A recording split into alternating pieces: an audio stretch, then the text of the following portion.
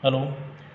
अभी पिछले वीडियो में हमें कोशिका झिल्ली की बात चल रही थी, उसमें कार्य की बात चल रही थी।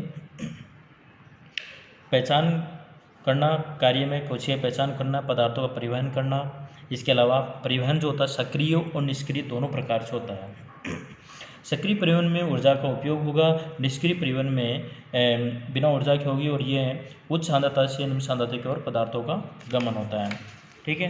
इसके बाद और भी कार्य है इसके कोशिका झिल्ली के।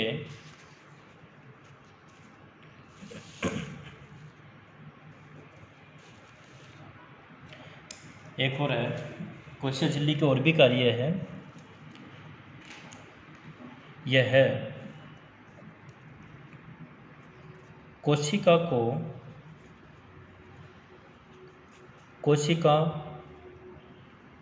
को निश्चित आकृति व आकार प्रदान करती है। ठीक है। इसके अलावा सेल ऑर्गन यानी कि कोशिकांगों की सुरक्षा करती है। ठीक है, कोशिकांगों की सुरक्षा करती है। ठीक है। इसके अलावा जीवाणु कोशिका जो होती है, जीवाणु कोशिका में कोशिका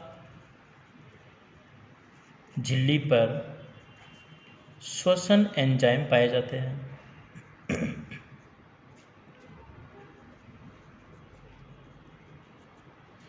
ठीक है।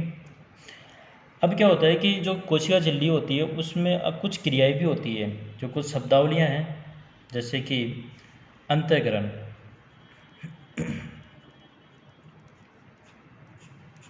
अंतःकरण क्या है कि कोशिका झिल्ली द्वारा पदार्थों को घेर कर पाचन करने को एंडोसाइसिस या फिर अंतःकरण कहते हैं।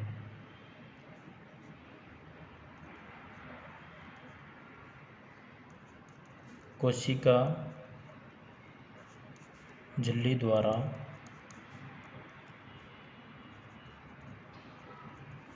पदार्थों का पाचन, कोशिका झिल्ली द्वारा पदार्थों का पाचन क्या कहलाएगा? अंतःकरण या फिर एंडोसाइटोसिस। क्या कहलाएगा? एंडोसाइटोसिस। ठीक है, एंडोसाइटोसिस क्या कहलाएगा? कोशिका झिल्ली द्वारा पदार्थों का पाचन या बाहरी जो कोशिका झिल्ली की जो बाहरी झिल्ली होती है, कोशिका झिल्ली की जो वो क्या करती है, पदार्थों को घेर के पाचन कर लेती है, तो इसे अपन बोलते हैं एंडोसाइटिस। यह भी दो प्रकार का होता है। अंतःकरण कितने प्रकार का है? दो प्रकार का। एक है एंडोसाइटिस कहते हैं इसको, तो एक है फेगोसाइटोसिस, दूसरा है पिनोसाइटोसिस। ठीक है। फेगोसाइटोसिस,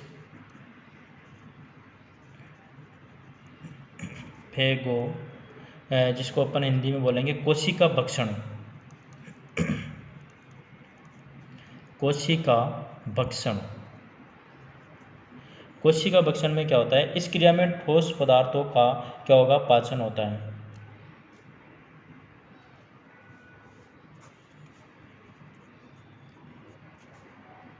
ठोस पदार्थों का पाचन। ठीक है। और एक होती है पिनोसाइटोसिस, यानी कि कोशिका पूयन। कोशिका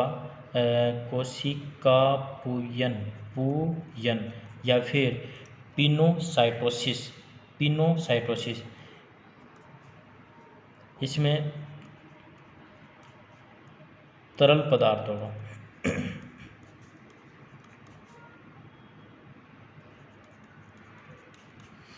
देखो, हाँ, एक और होती है जिसे अपन बोलते हैं निष्कासन, जिसे अपन इंग्लिश में बात करते हैं एक्जोसाइटोसिस, हिंदी में बोलते इसे बहिर्कोशिका लयन, बहिर्कोशिका लयन। बहिर्कोशिका लयन में क्या है कि इसमें कोशिका द्वारा अनावश्यक पदार्थों को कोशिका झिल्ली के माध्यम से बाहर निकालना, कोशिका झिल्ली द्वारा अनावश्यक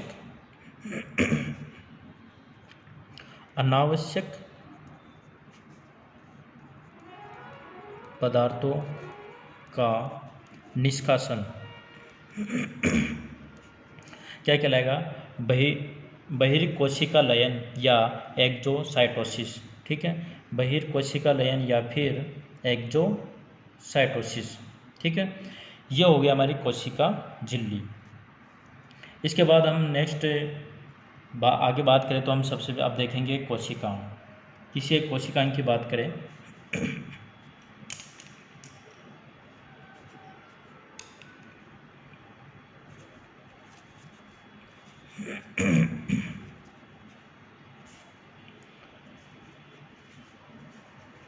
कोशिकाओं,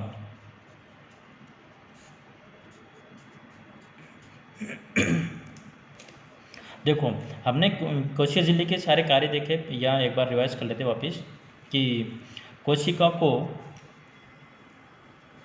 को निश्चित आकृति व आकार प्रदान करती है कौन? कोशिका झिल्ली। इसके अलावा सेल ऑर्गन यानी कि कोशिकाओं की सुरक्षा करती है। ठीक है, जीवाणु कोशिका में झिल्ली पर शोषण एंजाइम पाए जाते हैं, किस पर? कोशिका झिल्ली पर। एक तरह से शोषण का कार्य करने में भी हेल्पफुल होती है। कोशिका झिल्ली का एक कार्य है अंतःग्रहण करना, अंतःग्रहण। ठीक है, ये क्या करती है? कोशिका झिल्ली द्वारा पदार्थों का पाचन क्या कहलाता है? एंडोसाइटोसिस या फिर अंतःग्रहण। ये भी दो प्रकार का होता है। दो प्रकार का कैसे हो गया है कि एक तो है फेगोसाइटोसिस यानी कि कोशिका भक्षण। अगर कोशिका झिल्ली द्वारा ठोस पदार्थों का पाचन होगा तो यह होगा कोशिका भक्षण, और तरल पदार्थों का पाचन होगा तो यह होगा कोशिका विघटन। नेक्स्ट कार्य इसका बहिर्कोशिका लयन यानी कि कोशिका झिल्ली द्वारा अनावश्यक पदार्थों का निष्कासन क्या कहलाएगा? बहिर्कोशिका लयन। अब हम नेक्स्ट आगे देखते हैं हम सेल ऑर्गन। कोशिकांग, देखो कोशिकांग में सबसे पहले देखते हैं हम राइबोसोम।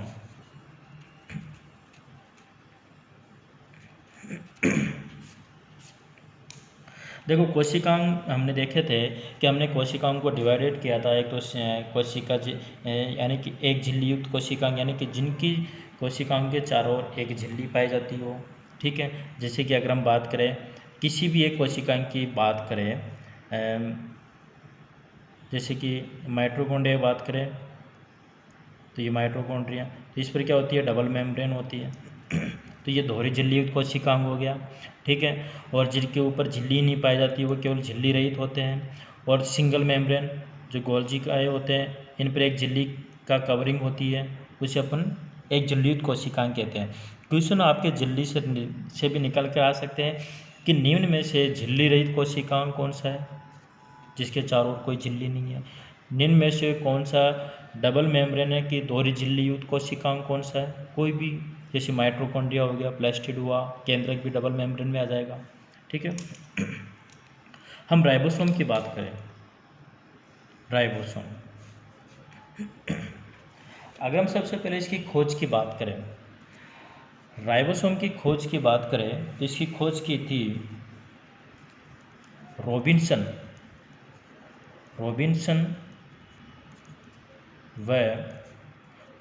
व ब्राउन ने। रॉबिन्सन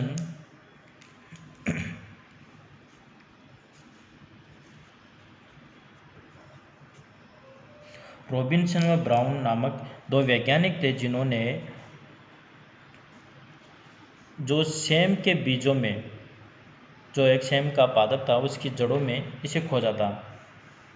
कहने का मतलब यह है कि रॉबिन्सन और ब्राउन ने पादप कोशिका में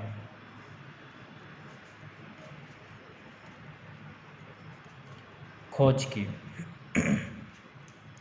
अगर आपसे क्वेश्चन यूँ भी पुटअप होता है कि राइबोसोम की खोज पादप कोशिका में किसने की, रॉबिन्सन और ब्राउन ने। ठीक है। और अगर इसे देखने की बात आए तो सबसे पहले किसने देखा, सबसे पहले क्लाउड ने देखा था, क्लाउड ने देखा इसने, लेकिन फिर खोज किसने की पादप कोशिका में, रॉबिन्सन व ब्राउन नामक 2 वैज्ञानिकों ने खोज की। ठीक है। इसी प्रकार अगर हम जंतु कोशिका की बात करें, जंतु कोशिका में किसने खोजा, पेलेडे ने खोजा, पेलेडे ने खोजा,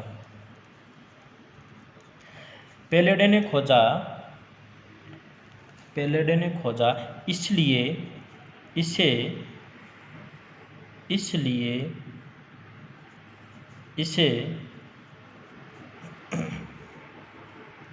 पलाडे कण भी कहते हैं।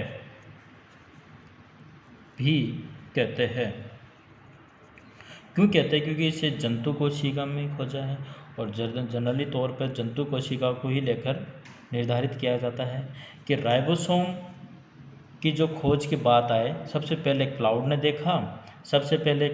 देखा, फिर रॉबिन्सन और ब्राउन ने प्लांट सेल में खोजा और जंतु कोशिका में पेलेडे ने खोजा, इसलिए इसे पलाडे कण भी कहते हैं। अब आती है इसकी संरचना के बारे में देखें कि ये कोशिका में किस प्रकार से देखने को मिलेगा। आपको कोशिका में इस प्रकार की संरचना देखने को मिलेगा जो कोशिका द्रव्य में इनमें पाया जाता है। यह झिल्ली रहित कोशिकांग है, झिल्ली रहित कोशिकांग है।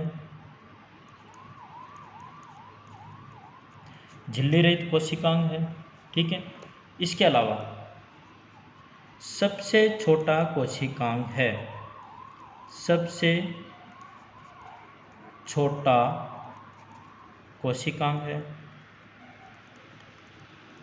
ये क्वेश्चन इंपॉर्टेंट, ध्यान से रखना कि सबसे छोटा कोशिकांग कौन सा है, राइबोसोम। नेक्स्ट अगर अपन इसकी बात करें कि ये कहाँ देखने को मिलेगा अपन को, सबसे छोटा कोशिकांग है। इसके अलावा और एक चीज़ ये भी है कि यह कोशिका में अधिक मात्रा में पाया जाता है,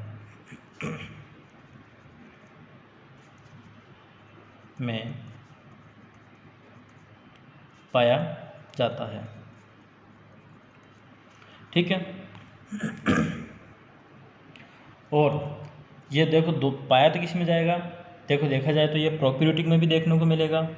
हमने देखा था अंतर में प्रोकैरियोटिक और यूकैरियोटिक में कि प्रोकैरियोटिक में 17 राइबोसोम और 80 राइबोसोम किस में, यूकैरियोटिक में। ठीक है। यह प्रोकैरियोटिक व यूकैरियोटिक दोनों कोशिकाओं में पाया जाता है। यह है प्रोकैरियोटिक व यूकैरियोटिक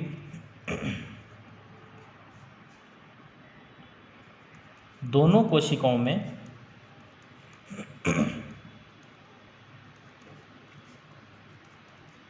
पाया जाता है। ठीक है।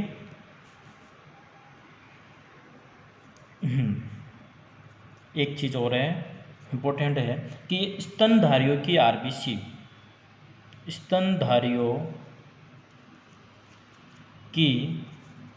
आरबीसी यानी कि रेड ब्लड कार्पल्स यानी कि लाल रुधिर कणिकाएं, ठीक है, आरबीसी में पूर्णतया अनुपस्थित होता है।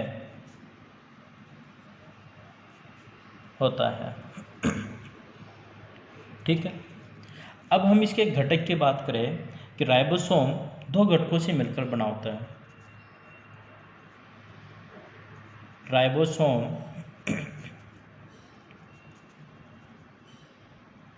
दो घटकों से मिलकर बना होता है।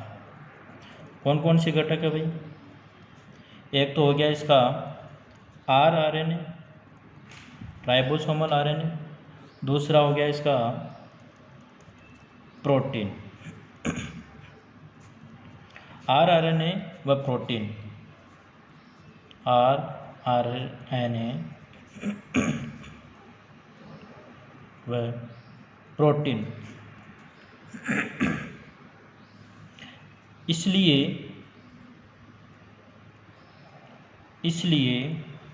इसे हम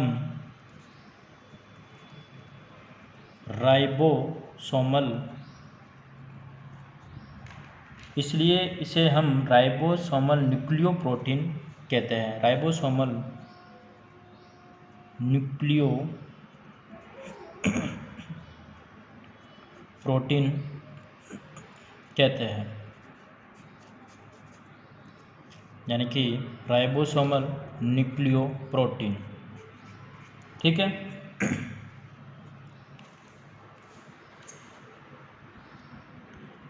देखो, इसे एक और भी कहा जाता है, कोशिकाओं के अंदर कोशिकांग किसे कहा जाता है? कोशिकाओं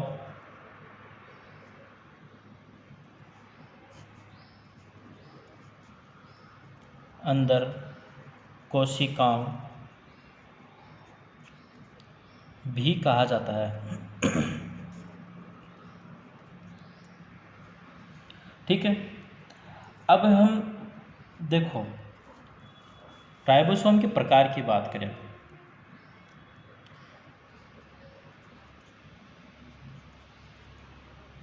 ठीक है। अब राइबोसोम के प्रकार की बात करें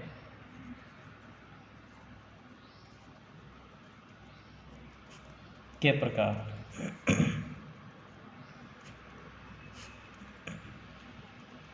राइबोसोम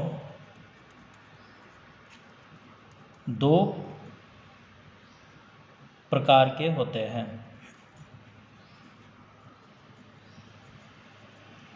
राइबोसोम दो प्रकार के होते हैं। एक तो है 70S राइबोसोम और एक है 80S राइबोसोम।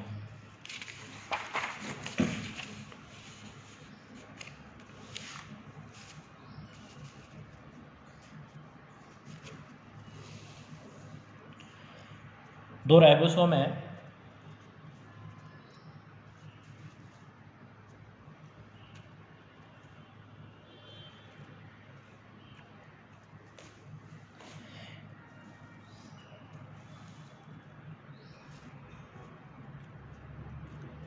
राइबोसोम कितने हैं? दो। एक तो 70S, दूसरा 80S।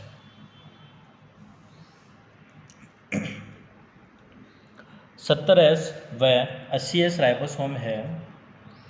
तो अब ये राइबोसोम जो है 70S राइबोसोम कहाँ पाया जाएगा भाई?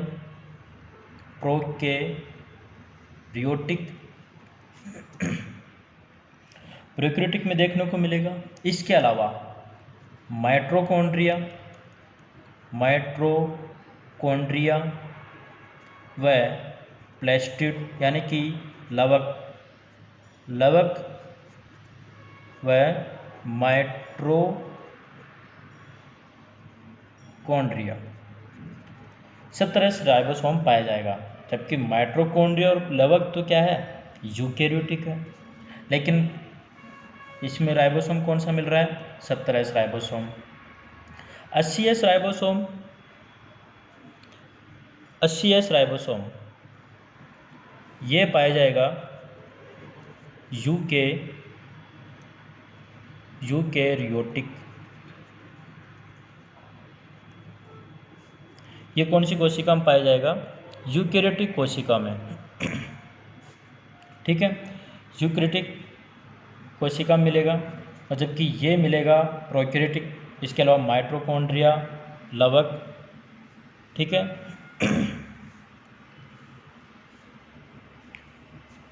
अब 17 राइबोसोम भी 2 उप इकाइयों का बना होता है और 80 राइबोसोम भी 2 उप इकाइयों का बना होता है। एक मिनट,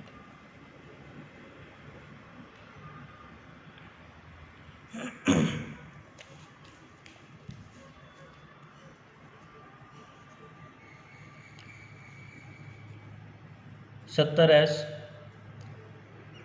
और एक 80S। देखो एस क्या है, ये एक अवसादन गुणांक है, इनके आकार को निर्धारित करने वाली एक इकाई है। एस क्या है, ये एक अवसादन गुणांक है जिसकी इकाई है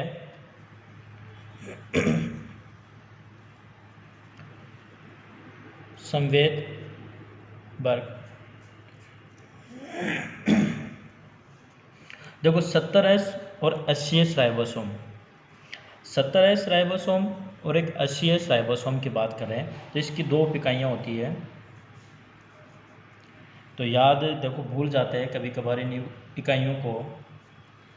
तो 70S का याद करने का ये तरीका है 30, 40, 50, 60, यानी कि 2 इकाइयों में बटे होते हैं। एक तो 50S, 30S, 60S और 40S, ठीक है। 70S राइबोसोम 2 इकाइयों में बटे होते हैं,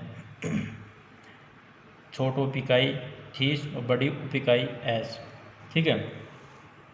अब क्या होता है कि जो 30 है छोटी उप इकाई, इसमें क्या देखने को मिलेगा आपको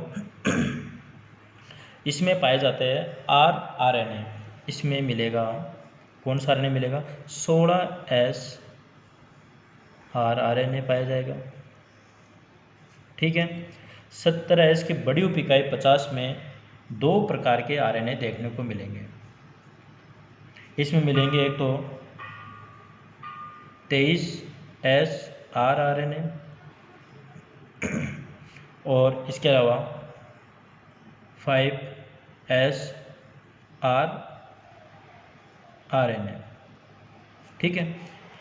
देखो ये जो लेवल के एग्ज़ाम हैं उनमें ही पूछा जाता है, बाकी जो कंपटीशन के एग्ज़ाम हैं उनमें 70S 80S की उप इकाइयाँ पूछ ली जाती है। और हमेशा याद रखना है कभी भी इन उप इकाइयों का अवसादन गुणांक इनके बराबर नहीं होगा। ये मत समझना है कि 50 30 तो 80 होते हैं या 70 हो रहे हैं, ऐसा नहीं है। इनके अवसादन गुणांक इन दोनों इसके बराबर कभी भी बराबर नहीं होगा, ठीक है। उसी प्रकार 60 और 40S राइबोसोम है, तो ये 40S राइबोसोम में 18S RNA देखने को मिलेगा, 18S RNA पाया जाता है। इसमें भी आपको 3 प्रकार के RNA देखने को मिलेंगे। एक तो है 28S RNA, दूसरा है 5S RNA, तीसरा है 5.8S RNA, ये पाए जाते हैं, ठीक है। और अगर हम इनके लंबाई इसके राइबोसोम की बात करें कि इसका जो कितना पाया जाता है, तो ये इसका सूक्ष्मतम होता है डाल्टन की यूनिट में होता है इसका। तो 2.7 × 10⁶ तो इसका होगा। प्रोकैरियोटिक का आणविक भार अगर देखें इनका, तो इसका आणविक भार देखें हम, तो इसका आणविक भार होगा 2.7 × 10⁶ डाल्टन। किसका है? 70S राइबोसोम का। उसी प्रकार 80S राइबोसोम का आणविक भार देखें तो 47 × 10⁶ डाल्टन। ये हमने राइबोसोम देखा। अब एक राइबोसोम की संरचना की बात करें, ये यूँ इस प्रकार का राइबोसोम होता है और ये इसके ऊपर एक संरचना होती है छोटी। ये तो होती है छोटी उप इकाई, है ना, और ये होती है बड़ी उप इकाई, बड़ी उप इकाई। राइबोसोम 2 उप इकाइयों का बना होता है, लिख दो यहीं एक बार, राइबोसोम 2 उप इकाइयों, राइबोसोम 2 उप इकाइयों का बना होता है। राइबोसोम 2 उप इकाइयों का बना होता है, एक तो छोटी व बड़ी। तो हमने देख लिया है कि 17 राइबोसोम, 80 राइबोसोम के बारे में कि 17 50-30 में और 80 60-40 में बना होता है। ठीक है। अगर हम राइबोसोम के उसकी बात करें कि यहाँ अपन को कहाँ और देखने को मिलता है, राइबोसोम एक तो अपने कोशिका ध्रुव में बिखरे हुए पाए जाएंगे। ठीक है। इसके अलावा ईआर में देखने को मिलेगा, माइटोकॉन्ड्रिया में देखने को मिलेगा, प्लास्टिड में देखने को मिलेगा। ठीक है। एस क्या है, इसकी संवेद वर्ग इकाई है। ठीक है भाई।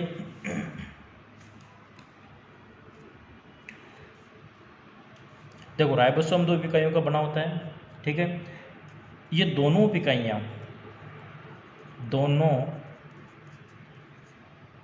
उप इकाइयाँ मैग्नीशियम की निश्चित सांद्रता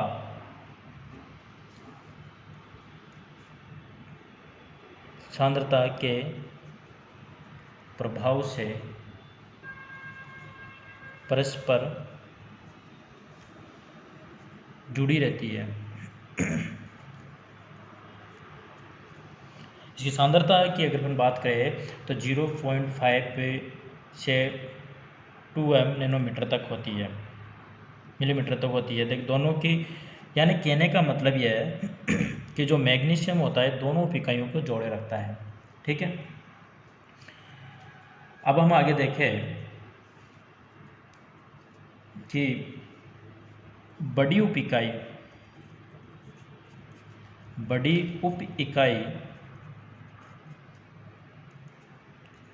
टीआरएनए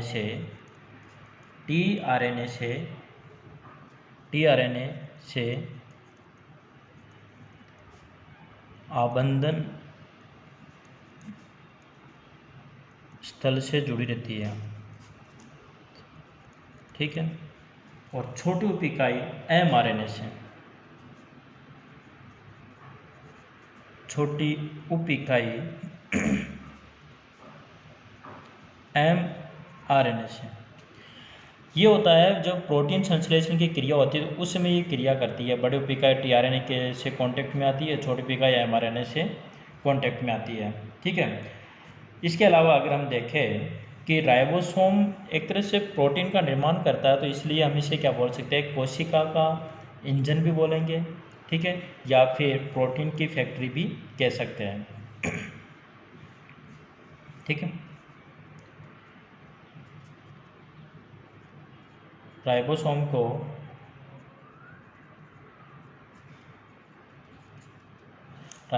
को कोशिका का इंजन व प्रोटीन की फैक्ट्री भी कहते हैं।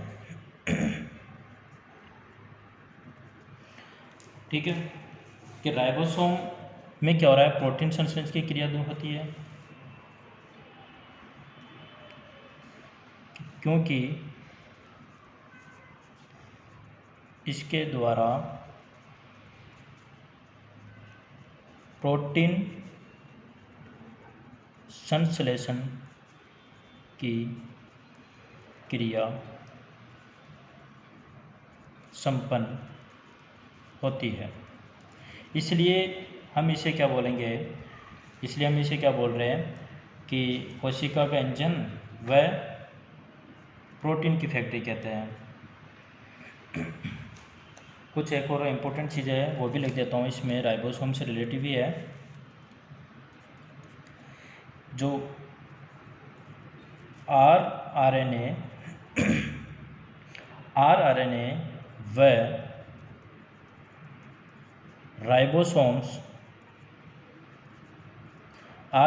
राइबोसोम्स उप इकाइयों का निर्माण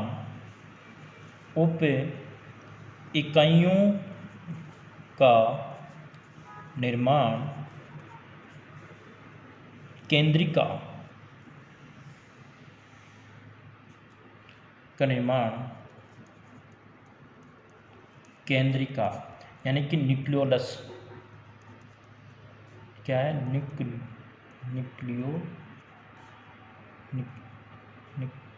न्यूक्लियोलस केंद्रिका के द्वारा होता है। ठीक है।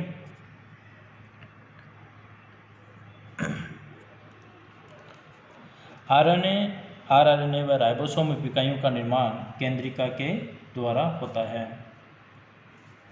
इसके अलावा एक अपवाद भी है जिसमें 5S आरएनए का निर्माण जो होता है वो केंद्रिका के बाहर होता है। ठीक है। और एक चीज़ है, लिख लो वो भी, कि सबसे लंबा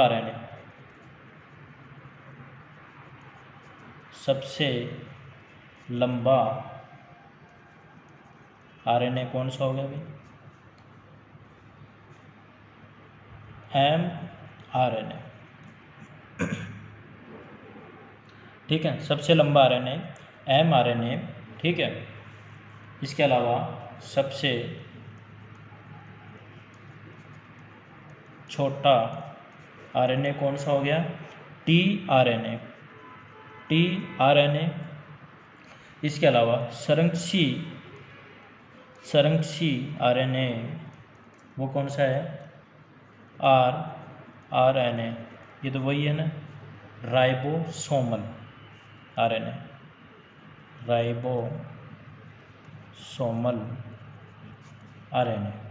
यानी कि राइबोन्यूक्लिक एसिड। ठीक है।